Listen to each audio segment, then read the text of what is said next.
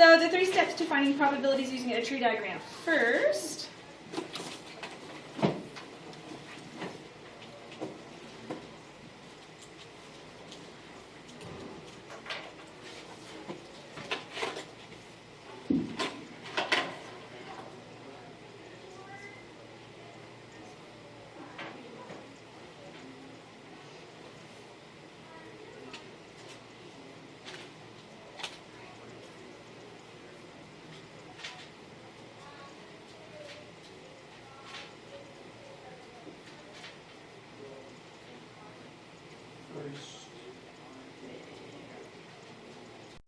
so you're going to start a branch for each possible outcome for the first sequence. So for example, if we're flipping a coin twice, we have to do a branch for the first flip, and then you do a branch for the second flip. So first thing you're going to do is start a branch for each possible outcome for the first sequence.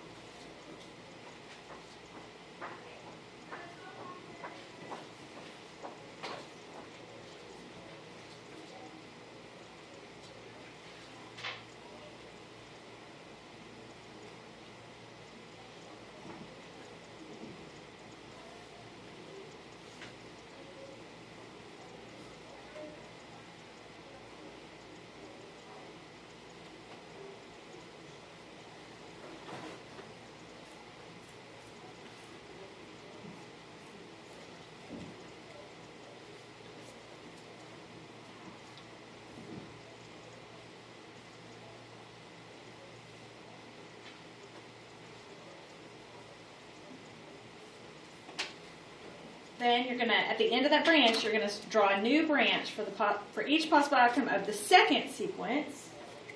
And dot, dot, dot. You're going to do that for however many sequences you have. So if we're flipping a coin twice, then we'd have the first set of branches that would be heads, tails. And off the end of those heads and tails, you'd have the second flip, which would be heads, tails again. If you flip the coin 3 times, then you have the first branch and the second set of branches and the third set of branches. It doesn't always have to be doing the same thing. If you're, like in just a second, we're going to flip a coin and spin a spinner. You do the first thing, so we flip a coin and we get heads and tails, and then we do a branch off of our heads and tails for the spinner. So every little sequence or event gets a new branch. And then you will find the sample space.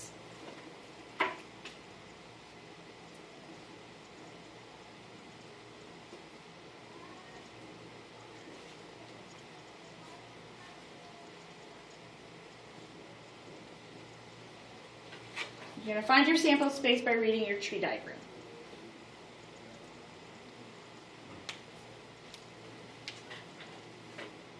Okay, so the probability experiment consists of spinning a spinner below and tossing a coin. Use a tree diagram to find the probability of the event.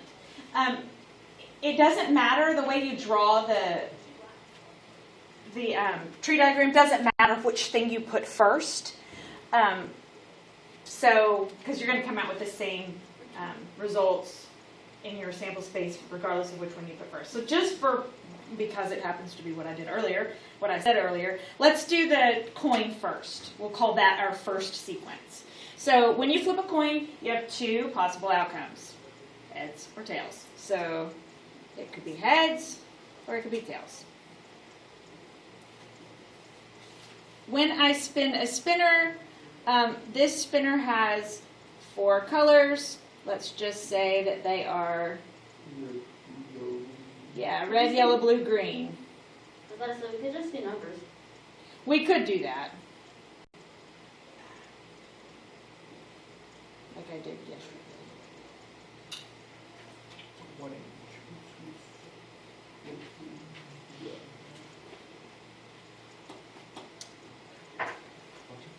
Okay, so now, remember yesterday we talked about the fundamental counting principle. Well, we know that our first sequence has 2 possible outcomes, and our second sequence has 4 possible outcomes, and 2 times 4 is 8, which means I should have 8 overall total possible outcomes.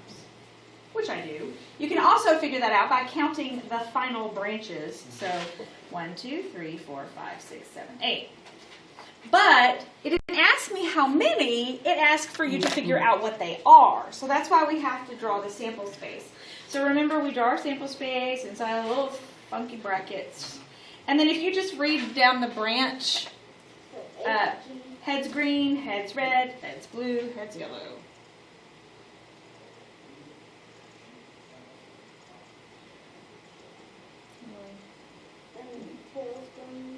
Yep, tails green, tails red, tails blue.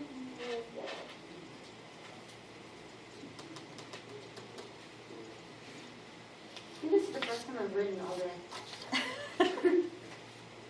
Just a little rough. You don't really write anymore. It's okay, I like to write it. All right, now I don't know, because this is supposed to be about probability, and I didn't even, I don't think. They give you the time. Yeah. So let's go ahead and ask a probability question, which they didn't write here, but we're going to.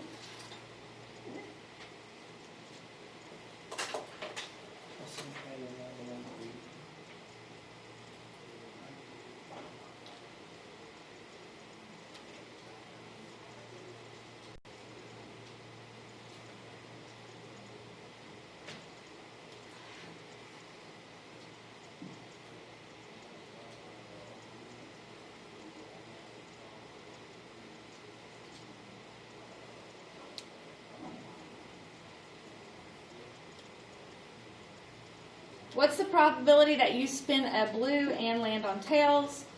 Well, there's blue and tails, so it's 1 out of 8.